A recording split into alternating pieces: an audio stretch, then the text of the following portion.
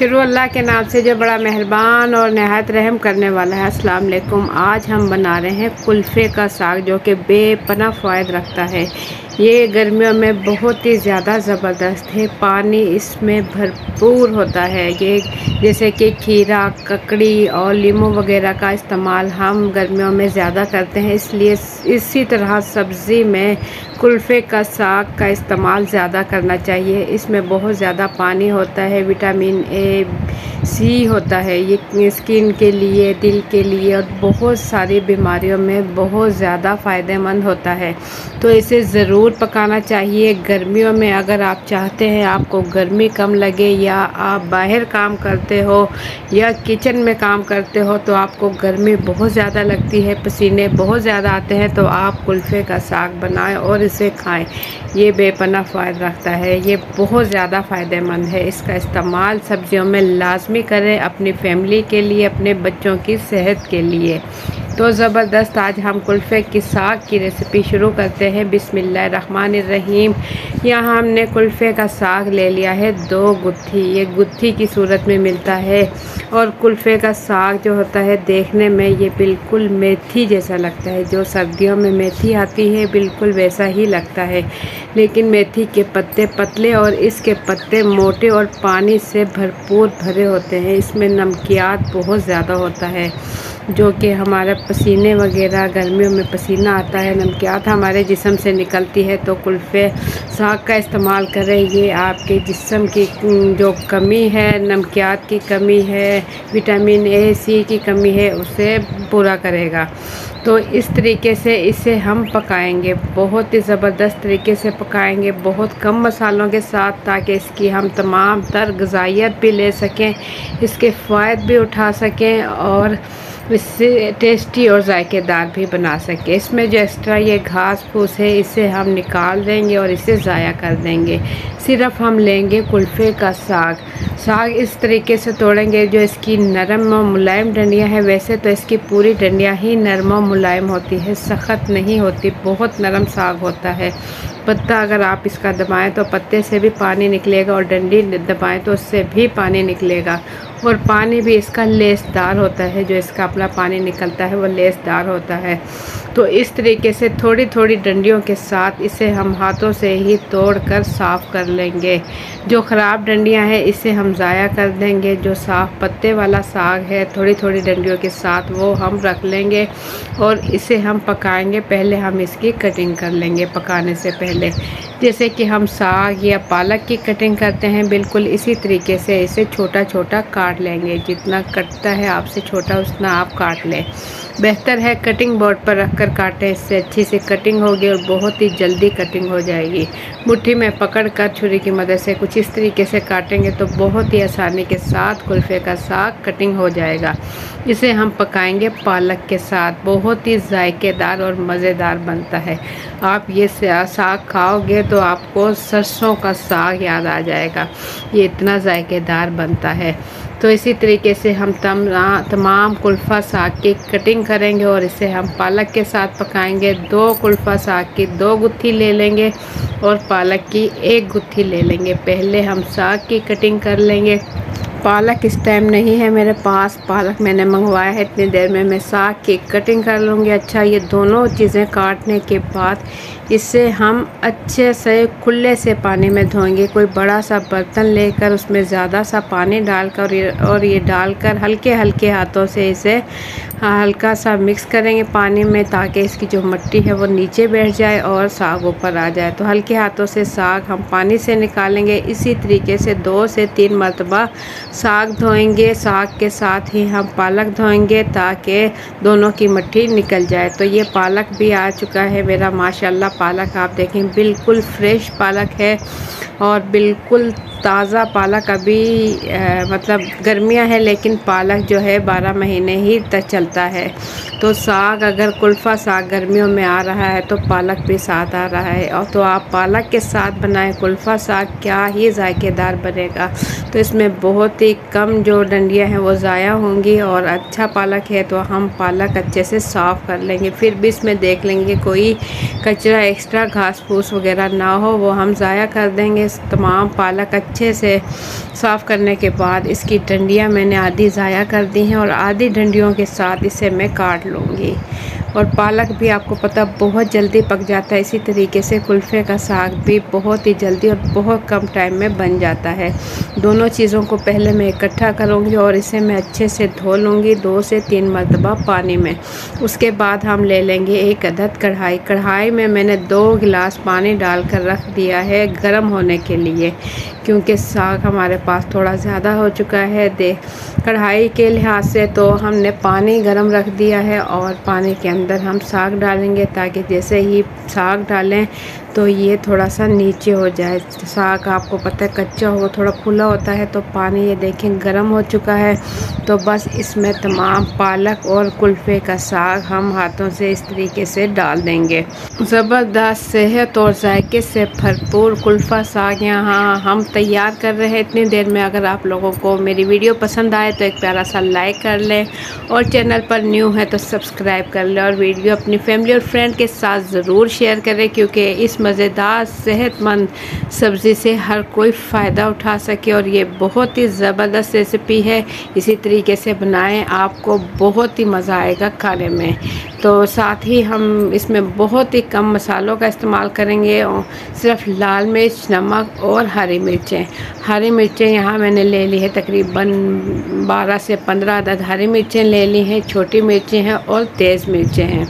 इसे मैंने धोकर इसकी डंडी अलग कर दी और इसे बिल्कुल बारीक बारीक काट लेंगे। हरी मिर्चों का इस्तेमाल ज़्यादा करेंगे, इसके अंदर हरी मिर्चों का बहुत ही ज़बरदस्त चचराहट और बहुत ही ज़्यादा जायकेदार ये साग बनता है। जितने कम मसालों में बनाएंगे इतनी ज़्यादा ग़िज़ाइयत आपको सब्ज़ी की मिलेगी। तो मिर्चें काटने के बाद हम देख लेंगे साग। ये देखें साग का जो है अपना ही पानी इससे निकलने लगा है। इसमें पानी बहुत ज़्यादा होता है कुल्फ़े के साग में, और इसके अंदर पालक के साग में भी बहुत पानी होता है। तो इसमें डाल देंगे 1 चाय का चम्मच लाल पिसी मिर्च और 1 चाय का चम्मच नमक 1 खाने का चम्मच डाल दें। आप अपने टेस्ट के मुताबिक कम ज़्यादा कर सकते हैं। हरी मिर्चें भी साथ ही डालकर इसे हल्का हल्का सा नीचे दबाएंगे, ताकि मसाले जो हैं इस साग के साथ अच्छे से पक जाएं। तो इसे हम पकाएंगे मीडियम फ्लेम पर, इसके अपने ही पानी में ये पकेगा।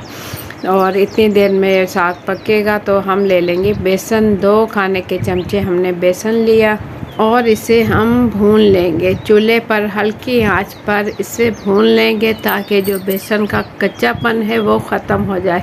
इसे भी हम इस सब्ज़ी के अंदर ही इस्तेमाल करेंगे। किस तरीके से करेंगे ये पहले हम भून लें, और भूनने के बाद बाकी की सब्ज़ी हम तैयार करेंगे। बहुत ही जायकेदार सब्ज़ी बनती है। आप वीडियो स्किप किए बगैर पूरी देखकर बनाएं तो इंशाल्लाह आपको मज़ा आ जाएगा साग बनाने और खाने का। और जो कोई खाएगा आपकी तारीफ़ किए बगैर ना रह सकेगा कि इतनी ज़बरदस्त सब्ज़ी तैयार हुई है। तो जैसे ही बेसन की प्यारी सी खुशबू आने लगे तो इसके बाद चूल्हा बंद कर दें और इसे हम साइड पर रख देंगे।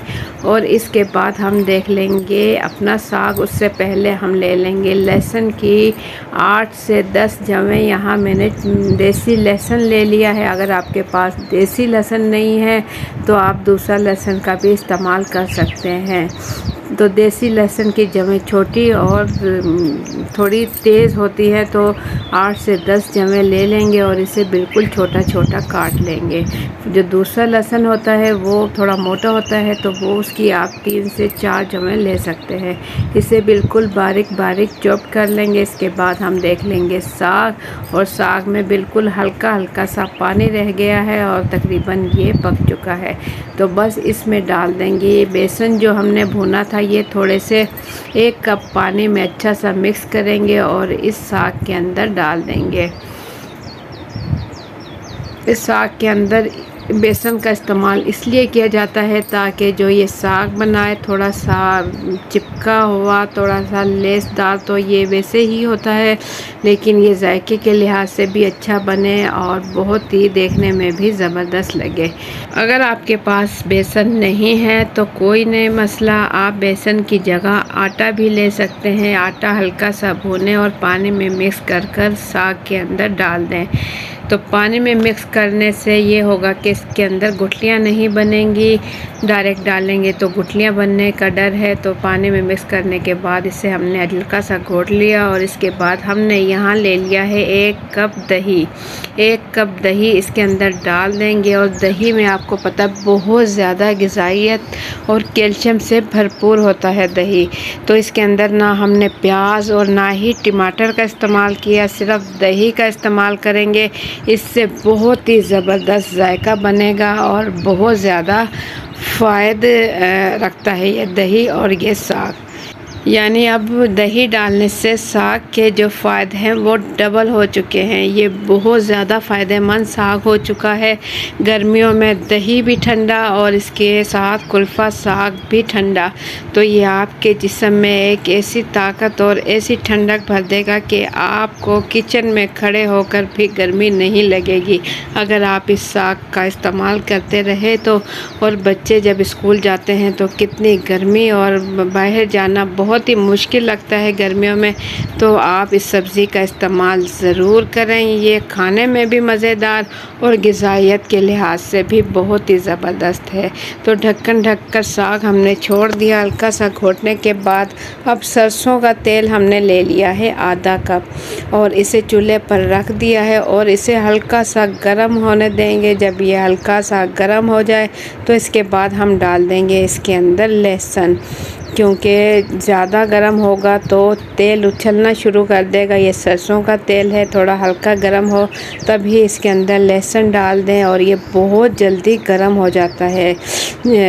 सरसों का तेल बहुत जल्दी और बहुत तेज़ गर्म होता है, तो हल्का गर्म हो तो बस इसमें लहसुन डाल दें और लहसुन का जैसे ही कलर चेंज होने लगे, ये ब्राउन होना शुरू हो, तो उसके बाद चूल्हा बंद कर दें। इस तरीके से फ्राई पैन हल्का हल्का सा हिलाते रहें ताकि जो लहसुन है हर साइड से अच्छा सा गोल्डन फ्राई हो जाए। गोल्डन फ्राई होने के बाद इसे हम साग में डालेंगे। साग में इसका तड़का लगाएंगे जो कि बहुत ही देखने में भी खूबसूरत और खाने में भी मज़ा आ जाता है जब लहसुन का तड़का लगाया जाता है। और सरसों के तेल में जब पकाकर लहसुन का तड़का लगाया जाए तो क्या ही बात है, बहुत ही ये जायकेदार और मज़ेदार बन जाता है। और सरसों का तेल बहुत ज़्यादा फ़ायदेमंद है कुकिंग में, खाने पकाने में, सब्जियों में ख़ास तौर पर आप सरसों के तेल का इस्तेमाल करें।